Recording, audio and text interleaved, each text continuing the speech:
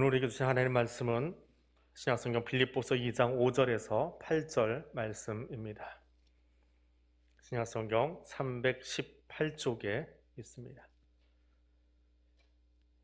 이 말씀 읽을 때 살아계신 하나님의 음성을 친히 듣는 귀한 시간 되시기를 바랍니다.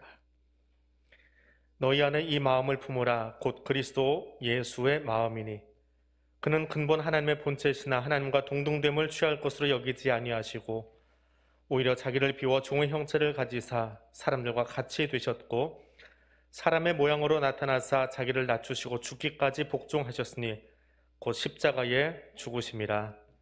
아멘.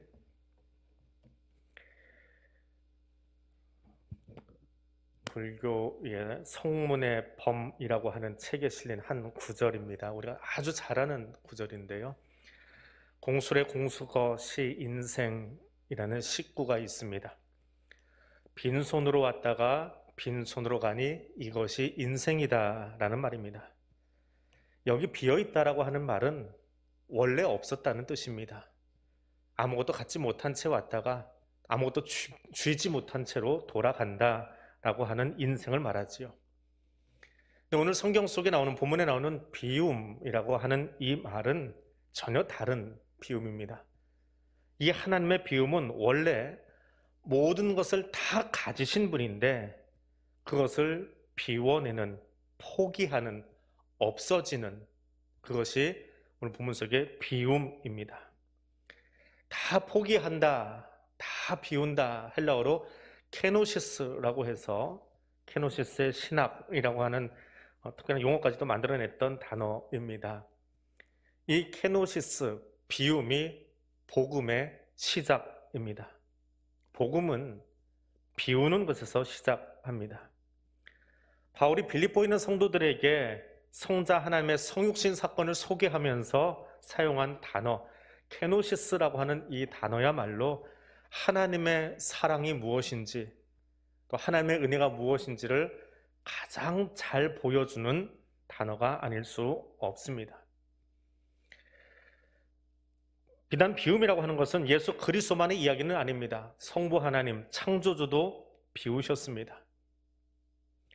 태초에 하나님이 천지를 창조하셨는데 그 이전의 세상은 땅이 혼돈하고 무질서하며 흑암으로 가득했습니다. 거기 하나님의 말씀이 놓이니까 빛이 있으라 하셨고 궁창 위의 물과 궁창 아래 물로 나뉘라 하셨고 물이 한 곳으로 모이라 하셨습니다. 하나님 말씀하신 대로 세상이 질서 있게 창조되었습니다. 그렇게 창조하신 에덴 동산으로 하나님이 오십니다. 그리고 그 에덴 동산에서 아담을 만드시고 하와를 만드시고 그들에게 복과 권한을 부여해 주셨습니다. 그 에덴이 어디 있느냐? 그건 사람들 따라 뭐 여기다 저기다 이야기하지만 그건 중요한 것은 아닌 것 같아요. 나중에 하나님 앞에 가서 그게 어디 있었습니까? 라고 여쭈어 볼 만한 문제인 것 같고요. 가만히 들여다보십시오. 우리가 속해 있는 은하를 보이저 1호가 찍은 사진입니다. 은하예요. 태양계도 아니고도. 은하 안에 태양계가 저 구퉁이 어디에 있습니다. 보이십니까? 천문학자들은 위치를 대략 압니다. 저기쯤이야 라고 하는데 저 사진을 봤던 칼 세이건이라고 하는 천문학자가 지구의 사진을 보면서 저기 지구가 있어요. 지구 사진을 보면서 이렇게 표현했습니다. 창백한 푸른 점이다. 점이라고도 말할 수 없는 그런 존재, 민망할 정도로 작다라고 하는 표현을 그렇게 표현했습니다. 우주 안에, 이 은하 안에 대체 지구의 크기가 얼마나 되냐? 그걸 설명을 하는데 이렇게 설명하더라고요. 태양이 얼마나 큰지 저도 잘 몰라요. 아무튼 태양을 53개를 늘어놔요. 그걸 지름으로 잡은 그런 원형 구체 안에 모래알 하나를 딱 떨어뜨려 놓으면 그게 지구 크기랍니다. 그게 은하 속의 지구예요. 근데 그런 은하가 수경이라고 하나요? 그게 모여야 소위 우주라는 게 된다고 합니다. 그런데 얼마나 작을까요? 그래서 칼 세이건은 창백한 푸른 점이다 라고 말합니다. 그런데 하나님은 그런 점 같은 지구에, 점이라고도 말할 수 없는 민망한 그 크게 지구에 발 딛고 있는 사람을 만드셨어요. 그리고 그 사람 아담과 하와가 행복하게 살기를 원하셔서 우주를 창조하신 그분이 그 에덴 안으로 들어와 거니셨습니다. 아담과 함께 하려고, 사람과 함께 하려고. 우주 속에 창백한 푸른 점만도 못한 그 점 속에 또 더 작은 사람을 보시고 혼자 있는 것이 안쓰러워서 하와를 창조하셨습니다. 지구도 은하도 온 우주도 감당하지 못할 그 크신 하나님이 피조물 중에 그렇게 작은 나 하나를 위해서 그 전능함을 뒤로 하고 에덴에서 잠자고 있던 아담에게 찾아오셔서 그의 갈빗대로 하와를 만드셨습니다. 그래서 아브라함은 기도하면서 자신이 이렇게 이야기합니다. 나는 티끌이나 재와 같사오나 감히 주께 아뢰미다. 우주의 창조주이신 하나님, 우주의 질서를 역사하시는 하나님께서 티끌과 재와 같은 아브라함의 소리를 들으시려고 오셨고 그 소리에 반응해 주십니다. 전능함의 포기가 아니라 사실은 그 전능자이기에 아브라함의 소리 들으시려고 또 나의 기도 들으시려고 귀 기울여 주시는 하나님, 그 전능함, 그 크신 것을 어디나 계시는 그 편재하시다라고 하는 그 하나님을 포기하고 비우고 어디로요? 창백한 점 속에 이 작은 교회 안으로 여기 오셔서 우리의 기도를 듣고 계세요. 우리의 부르짖는 소리가 얼마나 크겠습니까? 고독동을 울리겠습니까? 대한민국을 울리겠습니까? 지구를 흔들겠습니까? 근데 하나님은 그 작은 소리를 들으시려고 전능하신 분이 여기로 와 머물러 주십니다. 이것이 창조주의 비움입니다. 창조주의 비움, 포기는 어떤 말로도 형용할 수 없는 은혜 중에 은혜입니다. 그 은혜로 하와가 창조되었고 그 은혜가 기도의 응답으로 나타나고 그 은혜 때문에 우리가 그 전능하신 분과 동행하는 삶을 살게 되는 것입니다. 그 은혜를 다시 한번 가슴에 새기는 이 시간 될 수 있기를 원합니다. 바울은 빌립보 성도들에게 교회 일치를 위하여서 예수의 마음을 품으라 라고 말합니다. 너희는 너희 안에 이것을 품으라. 이것은, 이 마음은 그리스도 안에 역시 오래전부터 있었던 것인데 그것이 무엇입니까? 예수의 자기 부정의 마음, 예수님의 자기 비움의, 자기 포기의 그 모습을 너희도 똑같이 소유하라 라고 말합니다. 예수님이 누구십니까? 바울의 서신서에 보면 그는 하나님과 동등함에서 시작합니다. 하나님과 같으신 분이었어요. 동등합니다. 영광을 받으셔야 되는 분입니다. 찬송 받으셔야 되는 분입니다. 그런데 그 장차 받을 영광을 십자가를 해서 포기하신 겁니다. 무엇 때문에요? 죄로 말미암아 죽은 우리를 구원하시려고 그 동등함을 포기하고 전능하신 분이 창조주가 종의 형체로, 종의 모양으로 취하셨습니다. 에덴에 있던 아담은 하나님의 영광을 취하고 싶어서 선악과를 따먹었고 죄의 길로 갔다면 예수님은 영광 받는 것 포기하고 십자가 고난을 위해서 그것 포기하고 십자가로 가셨습니다. 그것을 바울은 케노시스, 비움이라고 설명합니다.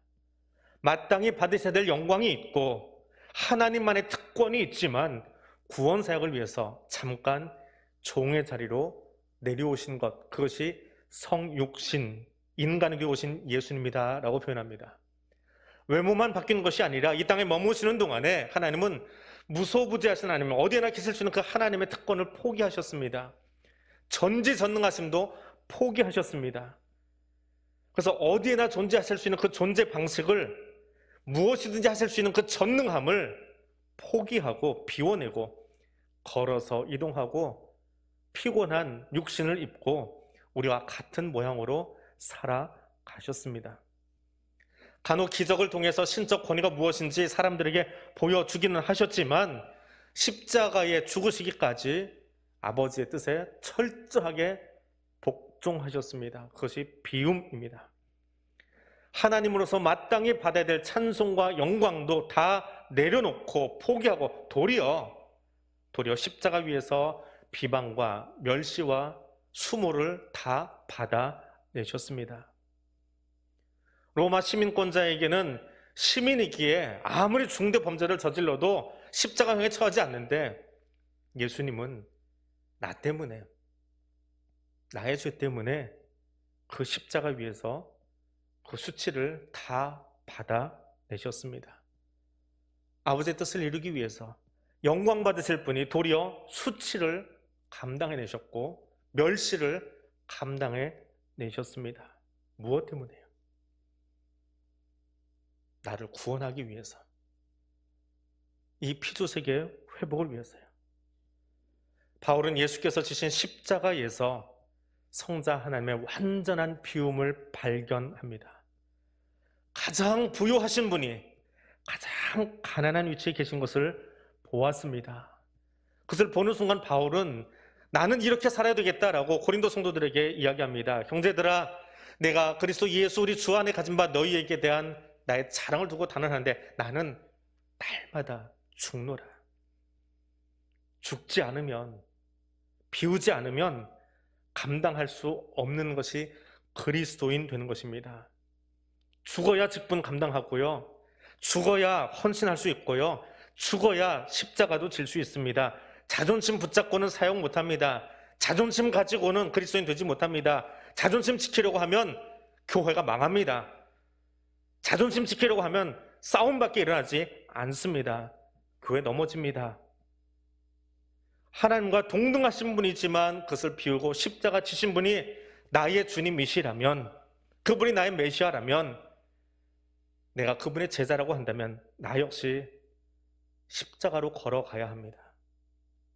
다 비워내야 합니다. 베드로와 요한은 예수 따르기 위해서 자신들이 그렇게 잘하던 그물, 배 버리고 쫓았습니다. 바울은 당대 최고의 학자라고 하는 그 타이틀을 배설물처럼 여기고 그것 버리고 예수 사람 되어 살았습니다. 헨리 나우엔이라고 하는 유명한 영성가가 있습니다. 어느 날 한 사람이 와서 헨리 나우엔에게 당신은 누구십니까? 라고 묻습니다.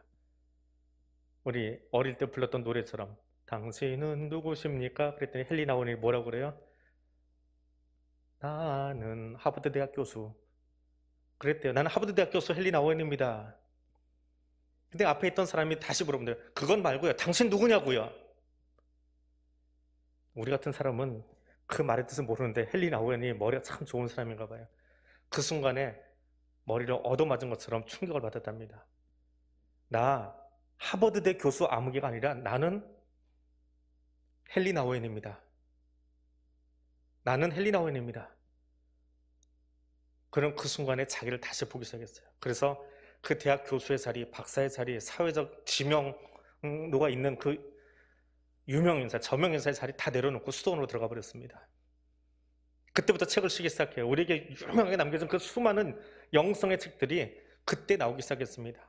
하버드대 교수 헨리 나우엔이 아니라 하나님 만난 헨리 나우엔. 헨리 나우엔이 묵상 중에 책을 쓰기 시작했습니다. 돈과 업적과 갈망과 욕심으로 가득 차서는 그거 버리지 않고는 십자가의 길, 예수의 길, 제자의 길 못 걷습니다. 십자가보다, 제자 되는 것보다 내 자존심이 우선한데 어떻게 겸손을 내 삶으로 살아낼 수 있겠습니까? 내가 비워지고 내가 다 포기해야 비로소 십자가도 질 수 있습니다. 예수의 비우심을 보고 배웁시다. 예수님이 지셨던 그 십자가, 나도 질 수 있기를 원합니다. 복음의 시작은 복음으로 채워지는 것입니다. 비움입니다. 비움에서 출발하는 나의 삶이 될 수 있기를 원합니다. 성부 하나님도 비우셨고요. 성자 하나님도 비우셨습니다. 그리고 성령 하나님도 비우십니다. 무소부재하신 하나님, 어디에나 계신 하나님, 창조 때 거기에 함께 하셨던 그 하나님, 지금은 은밀한 곳에서 눈물을 흘리며 기도하는 나의 기도 자리까지 찾아오신 그 하나님, 그리고 그리스도인으로 살아가는 데 필요한 모든 은사를 제공해 주시는 그 보혜사 성령 하나님, 지금 어디 계신가요? 그 하나님 지금 어디 계십니까?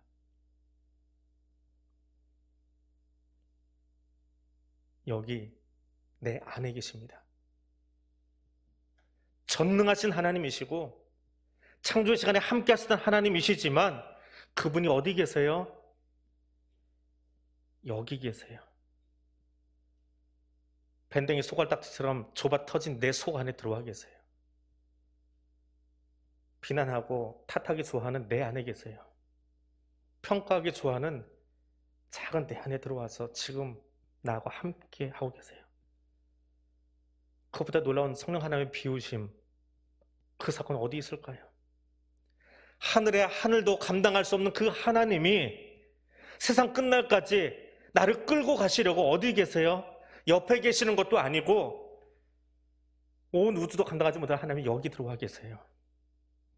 지금 이 안에서 내 주인 되시고 나와 함께 하시고 아직도 변화되지 못한 나를 바꾸시려고 이 안에서 나보다 더 울면서 지금 여기 함께 하고 계세요. 우리는 어떻습니까? 좁은 반도 땅에 살면서, 그것도 허리 살린 반도 땅에 살면서 대한민국이라고 구호 외치고요. 기껏해야 한강폭 2km도 안 되는 그곳에 다리 놓고 대교라고 부르고요. 작은 것 싫어하고 큰 것 좋아해서 아직 작으면 나중엔 커지겠지, 대기만성이야 라고 이야기하고요. 대박 내야 되고요. 그게 나인데, 그게 내 모습인데, 하나님은 그 크기와 넓이를 상상도 할 수 없고 측량도 할 수 없고 말로 다 형용할 수 없는 그 크신 하나님이 나 때문에 그거 다 포기하고 다 비워내고 여기 들어와 계세요. 내 안에 계세요. 그 크신 하나님이 나를 보호해주고 점조차 찍을 수 없는 이 작은 교회 안으로 들어오셔서 교회를 위해, 성도를 위해 지금도 일하고 계십니다. 하나님의 자기 비움, 성령 하나님의 비움은 오늘 나에게, 우리에게 무엇을 가르쳐주고 있습니까? 하나님 우리에게 어떤 삶을 살라 말씀하고 계십니까? 너희는 세상의 소금이다 라고 말합니다. 그럼 바다의 짠맛을 내기 위해서 소금이 얼마나 있어야 될까요? 짠맛 잔뜩 내려고 바닷물의 절반이 소금이라면 사해바다에서 생물은 살지 못합니다. 음식물에 간을 맞추기 위해서 소금은 얼마나 넣어야 되나요? 간 잘 맞추기도 국자로 넣어보십시오. 그 음식 짠 정도가 아니라 써서 못 먹습니다. 소금은 조금이면 돼요. 몸집 줄이고요, 크기 줄이고요, 몇 알갱이면 충분합니다.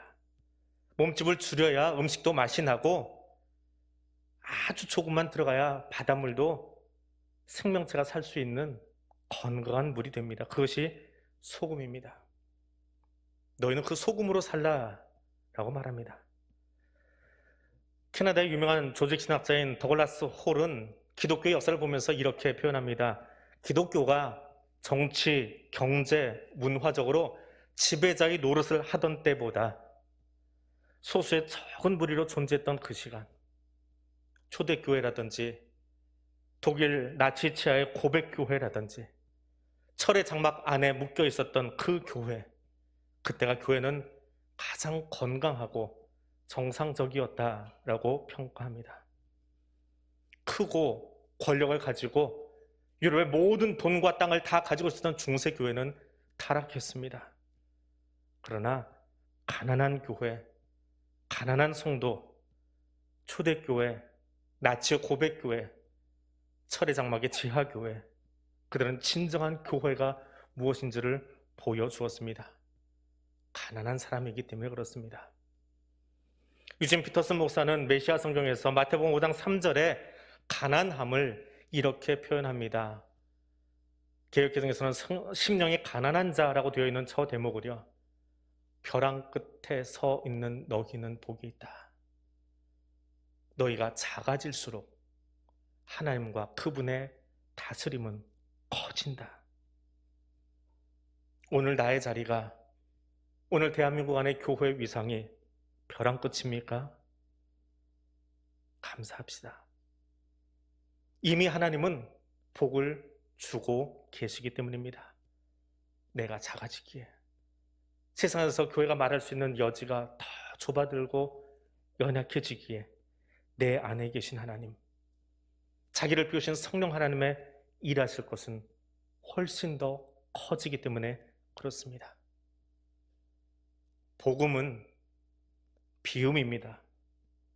생명 주기 위해서, 구원하기 위해서 자기를 비우시고 성육신하셔서 우리에게 오신 케노시스의 하나님, 비움의 하나님, 십자가 지신 사랑의 하나님이 나의 모델입니다. 나도 그 케노시스의 삶을 살기 원합니다. 십자가에 나의 옛사람, 크고 싶어하는, 더 커서 남보다 위에 서고 싶어하는 그 욕망의 사람은 십자가에 못 박기를 원합니다. 그리고 자기 비움으로 모델 되어주신 예수님의 십자가 복음, 그리고 그 맛을 전할 수 있는, 덩치도 줄이고 크기도 줄이고 그러나 맛은 온전하게 소유한 작은 소금으로 살아갈 수 있기를 원합니다. 기도하겠습니다. 사랑의 하나님, 나를 사랑하셔서 자기를 비우고 인간의 몸을 입어 이 땅에 오신 하나님 감사합니다. 작고 연약한 우리 안에 계셔서 하나님 비움의 복음을 듣게 하시니 감사합니다. 크고 위대하며 남보다 우위에 서려는 욕망의 노예가 되지 않게 하옵소서. 전능하고 무소부지하신 하나님께서 나와 함께 하시려고 비우신 그 삶을 따르기 원합니다. 우리에게 주신 감당할 수 없는 십자가 은혜를 나누며 살기 원합니다. 성령 하나님, 이 삶을 살아가도록 나를 도와주시옵소서. 예수님 이름으로 기도드립니다. 아멘.